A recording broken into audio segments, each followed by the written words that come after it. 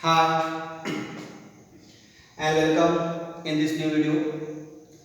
In the last video, we had discussed about Cold War and its effect, and I think I explained about the first two effects of the Cold War, that is creation of military organization and bipolarization of the world. And the remaining effect we are going to discuss today in this video. But before start, again we will going to understand or a little bit talking about these two effects of the Cold War. First one is creation of the military organization. जिस तरीके से मैंने आपको बताया था कि cold war मतलब कोई भी वार हो उसका इफेक्ट तो होना ही है, और वार के जितने अच्छे इफेक्ट्स होते हैं उससे कई गुना बुरे इफेक्ट्स होते हैं। तो यही इन वर्ल्ड वार के मामले में भी हुआ। Then after the cold war which was started in the 1945 in the both groups of America and Russia, वहां पर भी यही हुआ है कि पहला जो creation of the military organisation, एक समय था जब अमेरिका और रशिया जो अलाइड ग्रुप में थे एक साथ मिलकर उन्होंने वर्ल्ड वार में हिस्सा लिया।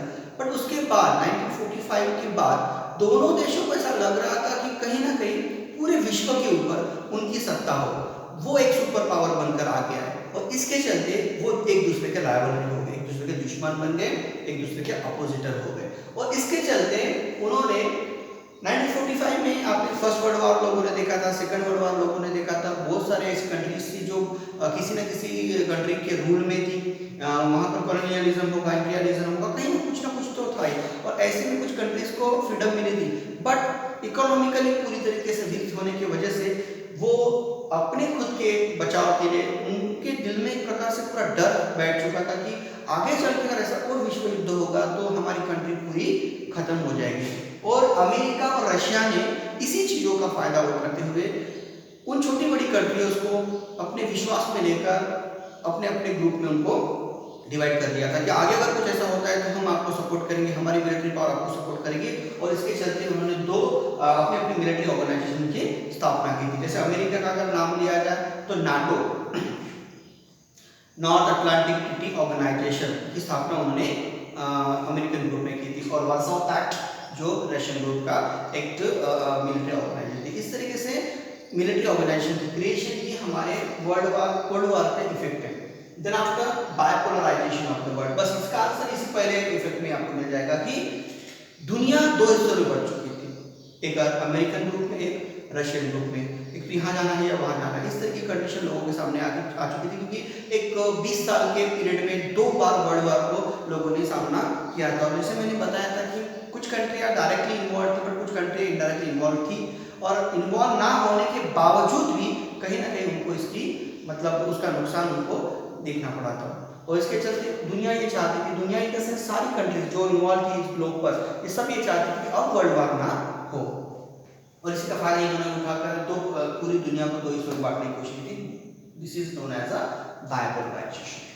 Then after arms race, today we will discuss about the arms race. What is arms race? Weapons बनाने की एक चैलेंज हो गया था एक दूसरे के सामने, एक रेस बन चुकी थी अमेरिकन ग्रुप में भी और रशियन ग्रुप में भी।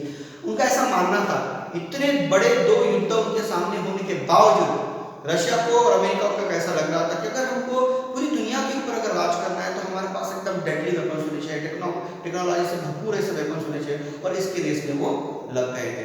बट धीरे धीरे उनको ख्याल में आया ये चीज़ की नहीं, अगर आप आर्म्स रेस बनाते हो तो आपकी इकोनॉमिकल कंडीशन डेवलप नहीं होगी, और ये आर्म रेस धीरे धीरे दोनों देशों में कम होती चली गई। बट स्टार्टिंग में उन्होंने आर्म्स मतलब वेपन्स बनाने की जो रेस थी उसमें वो जुड़ चुके। This is also another effect of the cold वार।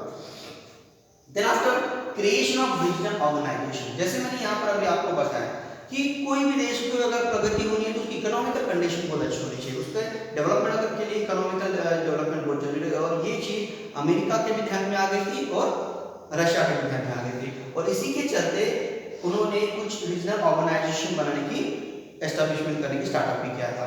जैसे यूरोपियन कंट्रीज इकोनॉमिकल कम्युनिटी, जो अमेरिकन का ग्रुप था, उन्होंने कंट्री एक यूरोपियन कंट्रीज का एक ग्रुप बनाया था, कुछ कंट्रियां इकट्ठा कर कुछ ट्रेड उन्होंने स्टार्टअप किए थे, एक दूसरे को सपोर्ट कर रहे थे, इकोनॉमिक जो देश आगे पीछे उनको सपोर्ट करके ट्रेडिंग में लाकर उनकी इकोनॉमिकल डेवलपमेंट करने की कोशिश कर रहे थे। और at the same time south east Asian nation, जिसको शॉर्ट फॉर्म में एशियन कहते हैं, association of the south east Asian nation, इन्होंने भी इकट्ठा आकर हमारी खुद की एक रीजनल ऑर्गेनाइजेशन को स्टार्ट किया था। इस तरीके से जो देश पहले आम की रेस में थे वही देश अब क्रिएशन ऑफ रीजनल ऑर्गेनाइजेशन में जुट चुके थे। उनको एक बात का समझ में आ चुका था कि नहीं, डेवलप होना है तो इकोनॉमिकल कंडीशन बहुत स्ट्रांग होनी चाहिए, और इसी के चलते ये ऑर्गेनाइजेशन की एस्टेब्लिशमेंट स्टार्ट हुई। तो this is also the another effect of the that code.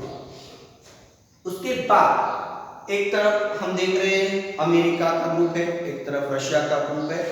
ऐसे समय पर एक नॉन अलाइन्ड मूवमेंट 1961, एक नॉन अलाइन्ड मूवमेंट स्टार्टअप होती है 1961 में। अब ये क्या है नॉन अलाइनमेंट मूवमेंट? मतलब ना ही एशिया मतलब अमेरिका के ग्रुप में जाना पसंद है, ना ही रशिया के ग्रुप में जाना पसंद है, फर्म रहना है, क्योंकि उन्होंने अभी कुछ साल पहले सेकेंड वर्ल्ड वॉर को देखा, उसके पहले 1942 में फर्स्ट वर्ल्ड वॉर हुआ। ऐसे वर्ल्ड वॉर को सामना करते हुए वो पूरी तरीके से बिखर चुके हैं, इकोनॉमिकल कंडीशन पूरा वीक है, और ऐसे में वो ना ही इन कंट्रीज के सपोर्ट में जाना पसंद कर रहे थे, ना ही उनके अगेंस्ट में जाना पसंद कर रहे थे, वो न्यूट्रल रहना चाहते, न्यूट्रल रहकर खुद को डेवलप करने की कोशिश जो कर रहे थे। ऐसे जो कंट्रीज थे और ऐसी जो मोमेंट है उसी को हम कह सकते हैं नॉन अलाइन मोमेंट, जिसकी शुरुआत हुई थी 1961 में बेलग्रेड में, कहाँ पर? बेलग्रेड। और इसकी जो शुरुआत के जो लीडर्स हम इसको बोल सकते हैं, जो इस कंसेप्ट जिन्होंने सामने रखी, वो है हमारे इंडिया के first prime minister Pandit Jawaharlal Nehru. इन्होंने इसको स्टार्टअप किया था। अभी 2018 में सर्वे हुआ तो पता चला कि 125 मेंबर्स अभी भी उसके हैं, अभी हैं। देखिए जैसे कि आपको पता है कि कोल्ड वॉर 1945 में स्टार्ट हुई और 1991 में खत्म हो गई, बट इस नॉन अलाइन मूवमेंट का जो इम्पोर्टेंस है अभी भी खत्म नहीं हुआ है, क्योंकि नॉन अलाइनमेंट मूवमेंट का कुछ चीज़ें ऐसी है वो अभी भी मतलब ह्यूमैनिटी में इक्वालिटी में बिलीव करती है, और इसी के साथ जो डेवलप्ड कंट्री या डेवलपिंग कंट्रीज है वो अनडेवलप्ड कंट्रीज को सपोर्ट करके उनको एक साथ लाने की कोशिश करती है, और यही थीम पर ये नॉन अलाइन मूवमेंट आज तक चलती आई है। और इसी का ये मतलब जिसको हम प्राइस बोल सकते हैं कि अभी भी इसका इम्पोर्टेंस कम नहीं हुआ है। 125 मेंबर्स अभी भी इसके, और कुछ 25 कंट्रीज उसको ऑब्जर्वर कंट्रीज हैं, मतलब इस मोमेंट को ऑब्जर्व करने के लिए ये कंट्रीज को ध्यान दे रही है।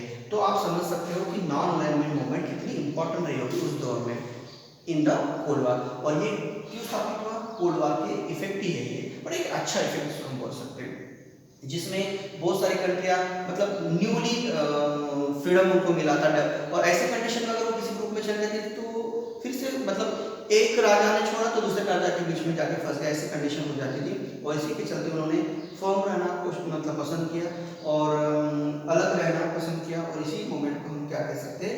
नॉन अलाइन मूवमेंट कर सकते हैं। इसके बाद है हम इसके मेंबर्स देखते हैं।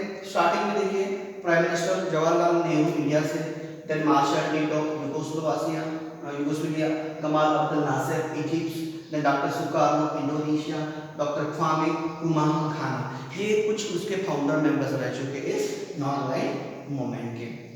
तो I hope you understand the effects of this cold war, creation of military organization, bipolarization of the world, then arms race, then creation of the regional organization, European, उसके then non-aligned movement, then the members।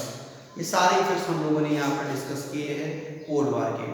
अब आने वाले video में मैं आपको ये जो अगर इसे इवैल्यूएशन करें इस नॉन अलाइनमेंट मूवमेंट ने क्या पाया क्या खोया, तो आपको उसके बारे में भी मैं जानकारी दूंगा, but in the next video.